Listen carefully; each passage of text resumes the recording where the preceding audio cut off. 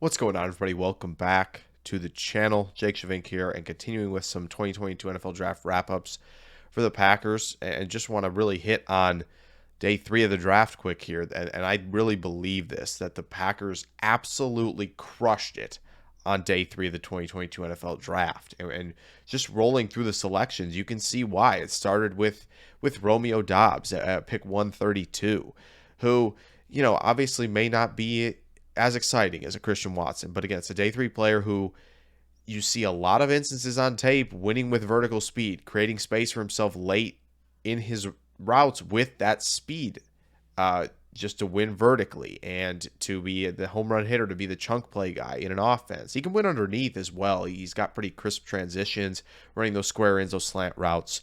So he can work there underneath. And obviously that straight line speed comes into play combining with that short area burst he has after the catch. So he could be a really good straight line type of player immediately, with maybe developing a little bit more in terms of his route tree. Maybe he needs to just attack the catch point a little bit better because he has really soft natural hands as well. Then at pick 140, the Packers really nailed this one with Zac Tom, who a lot of people thought might go on day 2, because once they got to Tom's film at Wake Forest, they were like, wow, this guy's phenomenal, played left tackle, shut down Jermaine Johnson for 4 quarters when they matched up. Fleet feet, incredible hands, great mirroring skills, just did everything for them, and was stout at the point of attack when they run that elongated mesh. So just does everything for you there. If he kicks inside, that's fine. He's 6'4" and a quarter, and he's 304 pounds, right? Measurables are similar to Rashawn Slater, but maybe not as built in terms of the girth and as wide as Slater is. Tom carries the weight better. He looks a little bit slimmer at 304, which unfortunately kind of hurts him a little bit playing tackle, but he's listed as a center, and a lot of people love that selection. I think it's fantastic when you have that athleticism and quicks in a zone scheme that the Packers run a lot.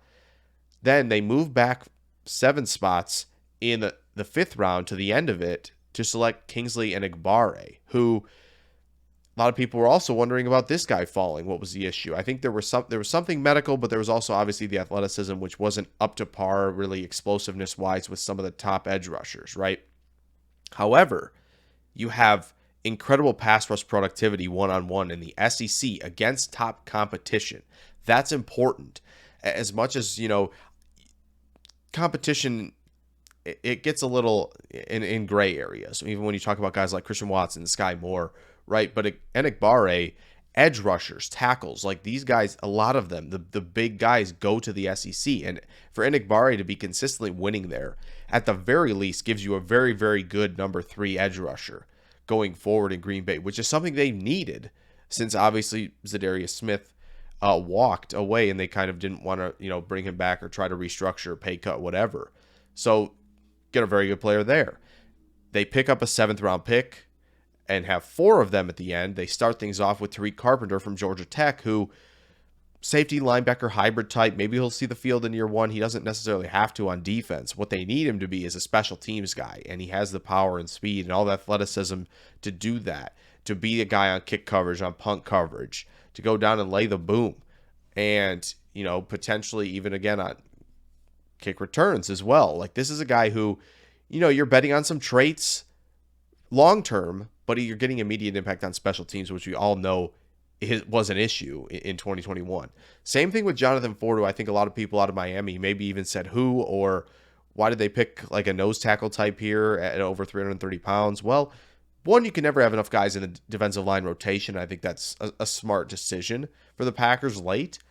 But ultimately, what's important about this Ford selection is being on, the kicking game in terms of on the block field goal unit and on field goal protection unit. When you have a guy that big, he's bigger than Lancaster, who's been on it. I think he slides in there on both units and could potentially make an impact on special teams, which makes that pick extremely important, especially, on field goal protection. So as much as that pick maybe isn't super exciting in terms of playing on the defensive line, it's a special teams oriented selection. It was a good one.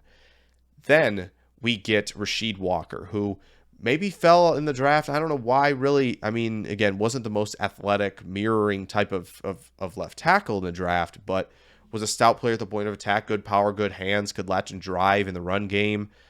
And so you get a player there who maybe there's developmental upside as well with him at the very least. You're building a room of offensive linemen that's trying to be 8 or 9 deep, which is important, right? You get Ryan and Tom. Maybe those aren't tackles. Neither one of them, right?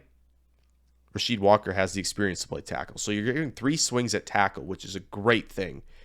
And then to finish it up with a triple down at wide receiver, Samori Toure from Nebraska. He's a big play threat, good tracker, good hands, and really showed out at the Shrine Bowl. So it was a very exciting day 3 for the Packers. And I think fans have been probably more excited for this draft than any, even though the first night was maybe not what they wanted. So I get it. Maybe you're still upset about the first night. Maybe the second night didn't wow you enough. Day 3 should wow you. They crushed it on day 3. So I hope you guys enjoyed this little quick reaction video on day 3 for the Packers in the 2022 NFL Draft. We're going to have plenty of film rooms coming soon on all of these guys. So be on the lookout for that. Make sure you're subscribed. Maybe turn that bell on for notifications to let you know when those videos drop. So stay tuned for that. It's going to be a great couple weeks here, still breaking down the 2022 NFL Draft and all the fallout from it. So plenty of content there. We'll probably turn our eyes a little bit towards the rookies and 2023 as well, but film rooms aren't going anywhere, so we got a lot in store for the rest of 2022. I will hopefully catch you all in the next video, though. Farewell.